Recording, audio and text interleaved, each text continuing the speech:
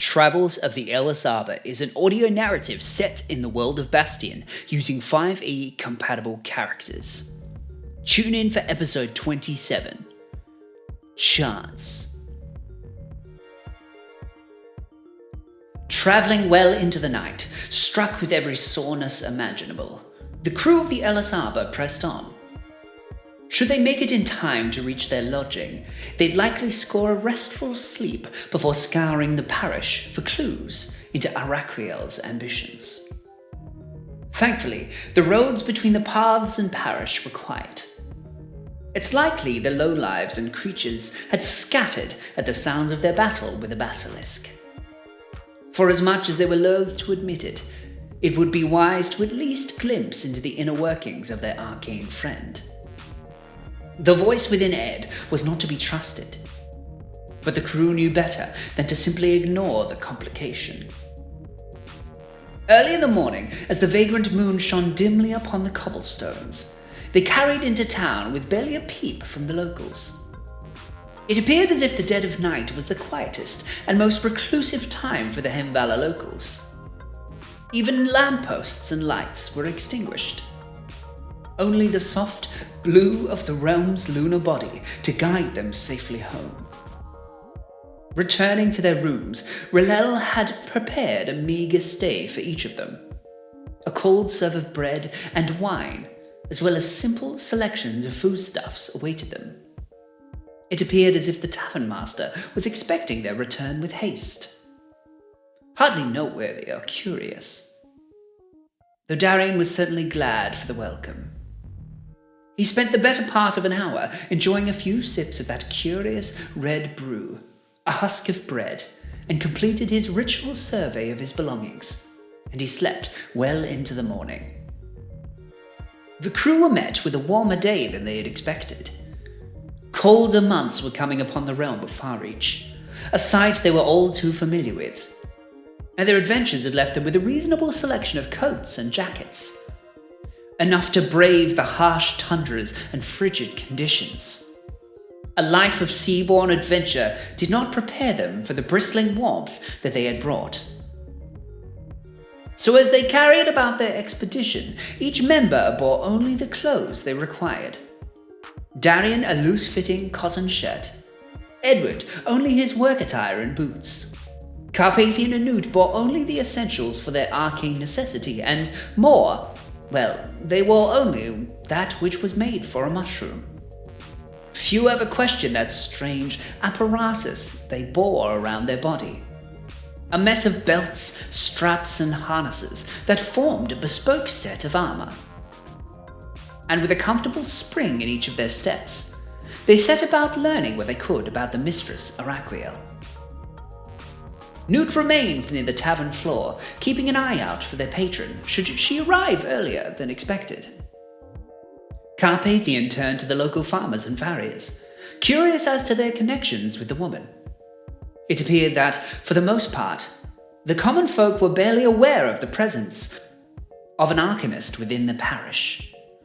Darian and Ed scoured more useful and tangible information.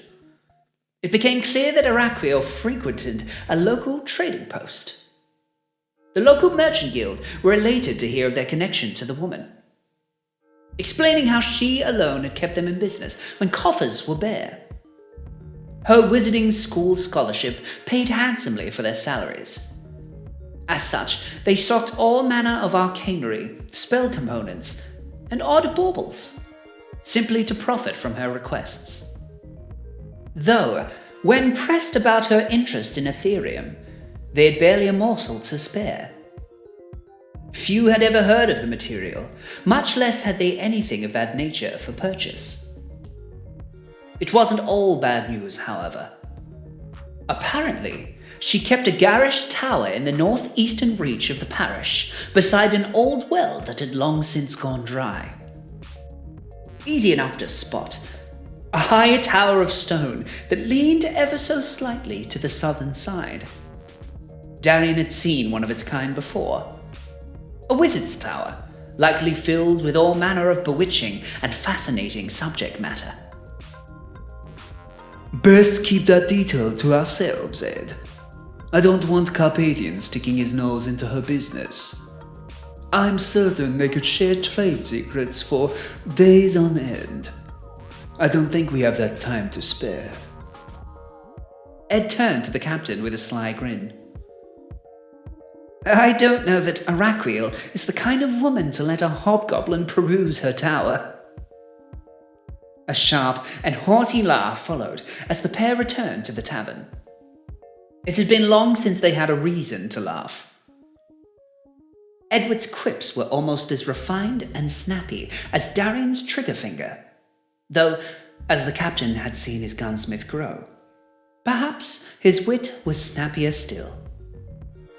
Confident in the day's musings, Darian and Ed returned to the Mooring Arms Inn to see how far along their companions had come. What they discovered, however, was more surprising, to say the least. As they pushed through the tavern doors, bounding excitedly toward them was none other than the vexing wizard Araquiel. A little ways behind, a flustered and bewildered Carpathian turned in his chair, offering a quick explanation.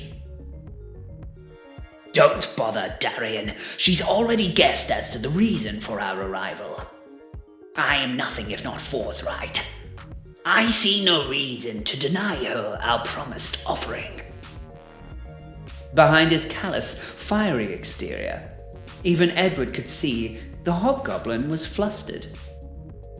Try as he might, it appeared that Araquiel had already drawn the information she required from their own wizard companion. Oh yes, never you mind. I'm glad to see you all home safe and dry. Now tell me about what dangers you found. I imagine you've got a crystal or two to show me. Come now, take a seat. I'll fetch Ralal, and he'll fetch you something to eat." Her rhythmic and cheerful cadence was almost enamoring. In his head, Darian couldn't help but bounce along to the rhythm of her speech. It was almost, if not strangely enough, intoxicating.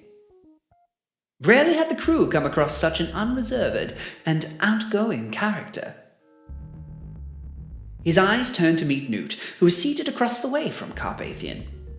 From below his belt, he motioned for the artificer to look, waving his hand and then counting to 5 on each finger.